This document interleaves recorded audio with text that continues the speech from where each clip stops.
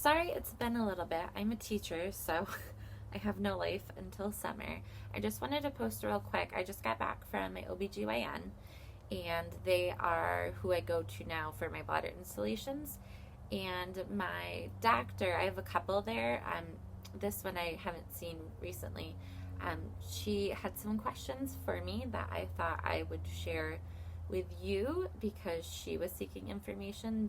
Not that I know more than a doctor, but I've been through a lot of the steps through getting diagnosed with IC, going through different trial treatments, going through a university to help with my pain. So I went through the process many times. But she was asking about, well, more of, she just wanted me to kind of tell my story about how I got diagnosed and like what treatments I went through in the beginning, because she has a patient who has very resistant IC.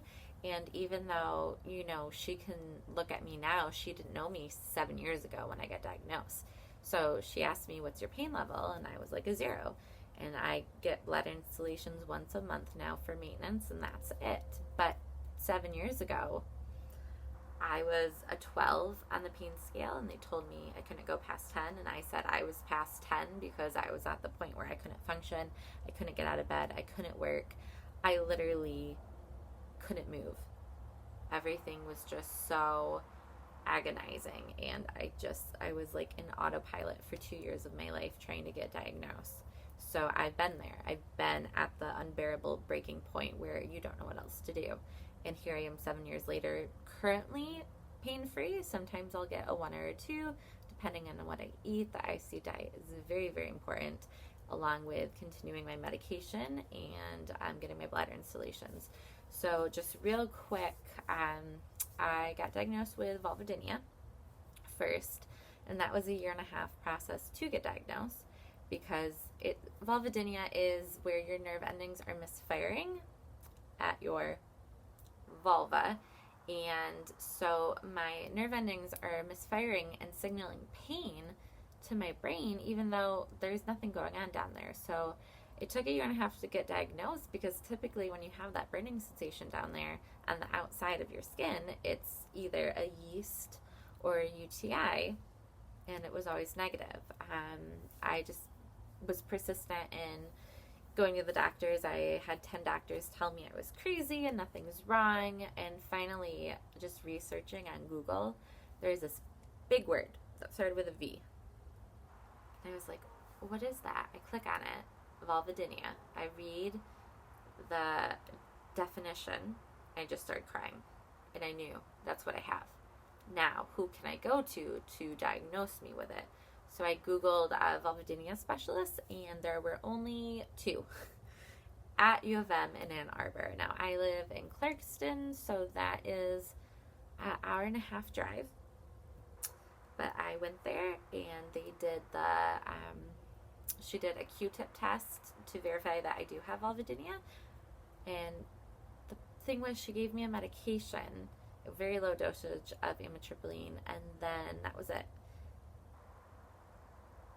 A couple of months later, I went back to her and continued to tell her about my symptoms, and she's told me those symptoms are not vulvodynia.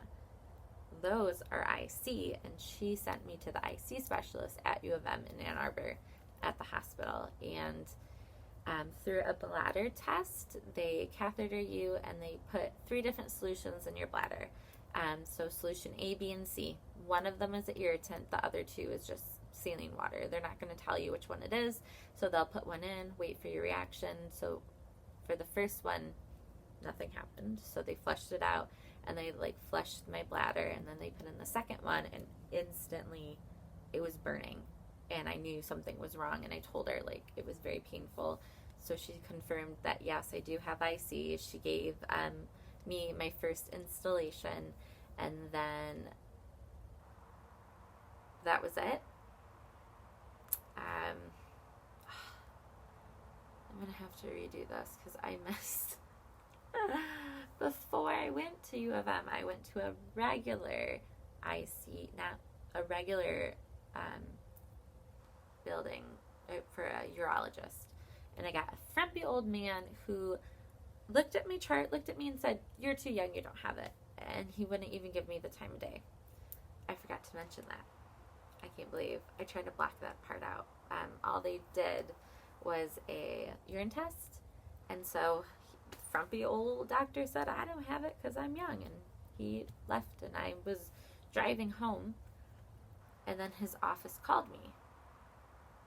And I was like, well, that's weird. So I answer, and they told me that they need me to come back right away. And I was a little cautious and kind of worried. And they said, "We got the results." There's a little bunny hopping by. "We got the results of your urine test, and we need to do a full check of your urinary tract because you have blood in your urine." And so I didn't really know what blood in the urine meant. So they checked my entire urinary tract from my kidneys, and they couldn't figure out where the bleeding was coming from. And then the doctor came back in, and he said, "I think you were right. I think you do have IC because you have blood in your urine, but everything's normal. You don't have an infection." And so he prescribed me painkillers. Yep, that was his solution. I did painkillers for 3 months. And then I realized that I couldn't do this. Like, that's not a solution, and being on painkillers 24/7 is not how I want to live my life. So that's when I started pursuing other people, did my research, and sent myself to U of M. I forgot that very key part, in which I have had friends that gotten to him, and I told them, no. Don't do it. If it's IC and vulvodynia, don't go there. So I forgot about that. So fast forward, I'm at U of M, and they diagnosed me with IC and vulvodynia, and I meet the specialist, and she wants to start me. They know I'm on amitriptyline, but they had to raise the dosage because it was helping with my vulvodynia, but not with my IC pain. I'm checking time. So they decided to, they do the least invasive as possible. So they put me on a very low dosage of amitriptyline. I was on 10 milligrams, and they had me raise it every couple of weeks till the pain went away. So it was at 50 or 60 milligrams where everything lessened. But I had to do pelvic floor physical therapy. So pelvic floor physical therapy is physical therapy for your pelvis, and a lot of it is the inside and outside of your legs, your lower back. All those muscles and your fascia get tangled, which cause bladder pain. But yes, it also includes physical therapy, inside. It's awkward, but I did it for 6 weeks and nothing happened. So they prescribed me another 6 weeks, in which I was just like, I don't see the point. It's very painful. Week 11, I went from a 12 on the pain scale to a 1. My physical therapist was shocked. I was shocked. But it was funny, I didn't realize I wasn't in pain till she asked me, "What's your pain scale?" And I'm like, pain? Oh, this is what it feels like to be almost normal. Oh yeah, I'm a 1. And so I finished my last week of physical therapy, and I didn't have pain for 3 years. Woo woo. I forgot I had IC. I got engaged, and the stress of planning a wedding, plus I was working out a lot, and impact workouts like running was not good for IC. So with the stress of wedding planning and with all the physical activity that I was putting my body through at the gym, my IC came back with a vengeance. I forgot I had it. I didn't follow the diet anymore. I did begin with the IC diet. So as soon as the pain came back, I sent myself back to U of M to see my specialist. We talked about what might be bringing all this pain back. She reset me to physical therapy, and I also went back on the IC diet, but she also said that we should try these bladder installations. So I did 1 installation a week for 6 weeks, driving to Ann Arbor and back every week. Long time. It was very grueling, the drive. But my pain started to go away with pelvic physical therapy and the bladder installations together, along with the amitriptyline, which then we upped to 100 milligrams. And so after 6 weeks, I was done with physical therapy, and I maintain my pain now with amitriptyline, which is still at 100 milligrams, and bladder installations, and following the I.C. diet, which means nothing irritating like tomatoes and strawberries and alcohol and anything carbonated. So pretty much you can drink water and aloe water. Every once in a while I'll have like a Coke here or there. Like I can sneak through the diet, but when my bladder starts hurting, I know I caused it, and so I lay off and it goes away. So I just wanted to share that super quick before I go on a walk with my mom. But she kind of just wanted me to run through everything to help this patient that she had, because the installations aren't working, and I had to explain to her how it was many other components we all did at the same time that really helped. And I love it when they ask me. I love it when they'll email me through the patient portal and be like, hey, I have a patient and we are doing everything we can. I guess I skipped the fact that I don't go to U of M anymore. My OBGYN, Women's Excellence, started doing the bladder installations through their office. And I now drive 10 minutes down the road to get an installation instead of an hour and a half back and forth at U of M.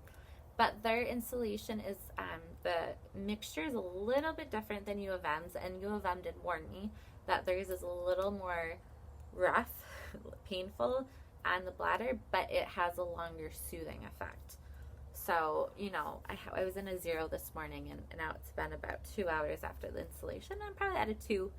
It's a little painful, but it'll start going away by tomorrow, and then I'll be good for a month. So it's worth it. So yeah, I love it when they message me, or when I go in, they ask me questions. Like, she wanted me to tell her my whole story, which then reminded me that I should also share that. I'm a huge advocate for Vulcodynia and I.C, and I just love it when they ask me questions, because they want to know more. They want to be able to help more. They want to know what to do when their installations aren't working, where to send them, because they're not I.C specialists. They're OBGYNs. So they are honest when they don't know what else to do. And so I think that's very important in a OBGYN, is for them to be proactive instead of doing something they know won't help.